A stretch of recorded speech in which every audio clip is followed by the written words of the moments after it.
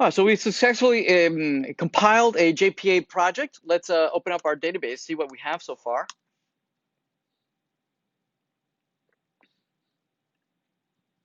Oops, back. Let's see. So I think this was the database that we were using last time around. Notice that we have the courses table. This courses table we created from scratch ourselves. Right? So let's create another table, but instead of doing it from from here and from within the console, right? Instead, let's see if we can do it from JPA. Right. So let's go back here and let's create a under the Java directory. Under the package, right? This is very important. It has to be under the package, right? That has our demo application, right?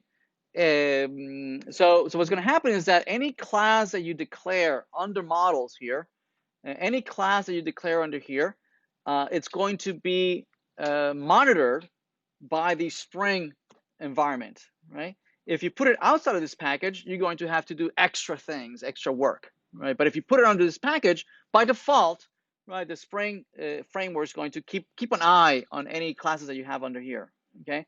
You can put it outside, right, but you would need to register it. You have to do a couple other things, right? So we're gonna make it easier on ourselves. So inside of this package, where the main is, it has to be under the main. This is where the main is, right? This is the starting point of our application. Under there, under the same package where that lives, we have a models directory, right? Let's create another file in here. So we'll create another Java class, and in here we'll create a module, right? So a course is made up of multiple modules. Modules is made up of multiple lessons, and so on and so forth, right? So so that's how we break up multiple courses, right? All right. So under modules, we're going to have several things in here. We're going to have maybe the an ID that keeps track of the unique identifier, right? So this might be private integer ID. You might have also a title. Oops. So the title of the module, just this, right? Let's keep it simple. So what we'd like to be able to do is from this, right, generate a table for ourselves. Okay.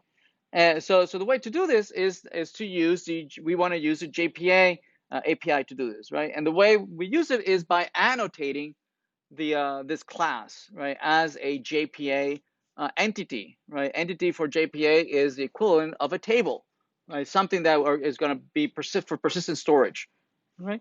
So to do this, we can annotate. We can annotate this as being entity. It's not finding it. We might need to restart our IDE. Let me restart the IDE, see if it finds the package in the new JPA library that we just installed. Let's restart it so we can re-index. Right? We installed all these new jar files that implement JPA. It might not be finding it.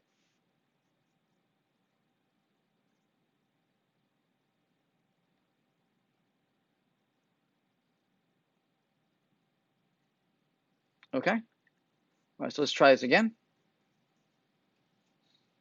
I think it's done indexing.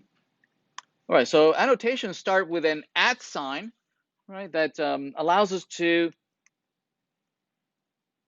It's not finding it.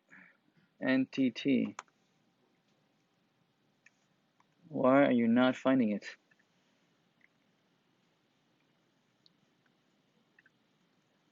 Add Spring. Oh, okay. Add Spring Boot starter JPA to class path. Yes. Do that.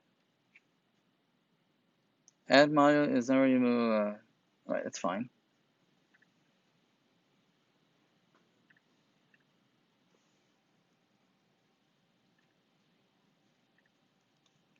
Did it not add it?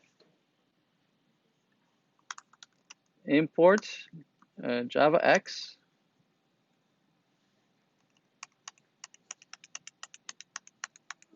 Oh, maybe it did find it now. Create, no. Create test. Oh, it did. There it is. Okay, it found it. So the IDE finally found where the implementation for that is, and indeed it's under JavaX persistence entity, right? All right. So what this tells the JPA infrastructure is that this should be mapped into a table, and by default, the table should have the same name as my class. Notice that we might not want to do that, right? But that is the default, right? All these annotations are very opinionated. So they have an opinion on how they have a lot of defaults, right? So that you don't have to configure so many things, right? It'll assume a lot of things for us, which we can then override those assumptions, right? Like one of the assumptions here is that we want to call the table the same name as our class. It's not a bad assumption, right? So that's one of the things we need to do is annotate it as an entity. The other thing that we have to annotate and tell it, we have to have a primary key, right? In a relational database, when you declare a table, SQL does not force you to have a primary key, right? SQL is just fine with you having records that have redundant values, right? Or you have things that are duplicates. Yes, JPA forces you to have a primary key. You have to have a primary key. It's not an option, right? And you have to tell it, well, which field do you want to use as a primary key? Yes. I'm sorry. Yeah, you can declare a field to be enum, and by default it'll use MySQL's enum, right? Which I'm asking you not to do. By default, it uses enum. So instead, we'll create an entire class that has a table that has all the values, right? And those will be primary keys and foreign keys, right? So that I'm sorry, it'll be primary keys, and then other folks will just be referencing that primary key as the only valid value in there. Yeah, we'll implement an enumeration. Yep. But by default, it'll use MySQL's enum, which we don't want to use. Right. So this primary key, the way we declare and annotate something as being a primary key is to use ID. Right. Notice that it's telling me where which class to load, and that's it. This is the minimum that we need to provide. Actually, no. There's a couple more things. We do also need to your class, whatever your class you're using, it has to be a Java bean. Right? To be a Java bean, you have to have setters and getters for all your public setters and getters for all your fields and the default constructor. Right? Well, we already have the default constructor, so we're not going to bother with that. Right? But we do have to have the setters and getters. And from the setters and getter, it's going to derive what the field name should be on the table. Not based on your fields over here. It'll be based on your setters and getters. Right? So let's do that. Let's add here. We will generate, not here, let's generate right under here. Say code, generate setters and getters, both setters and getters for all the fields. We'll say okay. So there we go. So we have all the setters and getters.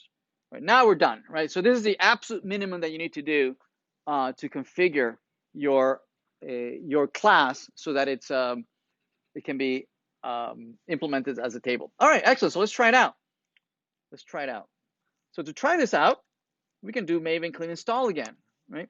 So Maven clean install will parse this will parse the POM file, will parse this entity that I just declared, right? And it'll start interacting with the database. Notice the create there. You see the create statement that we just scroll through, right?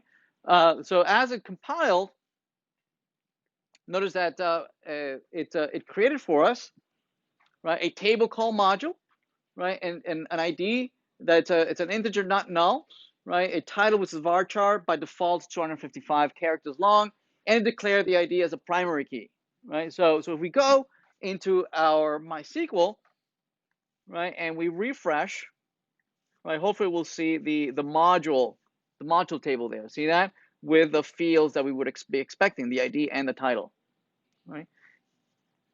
Everybody okay? All right.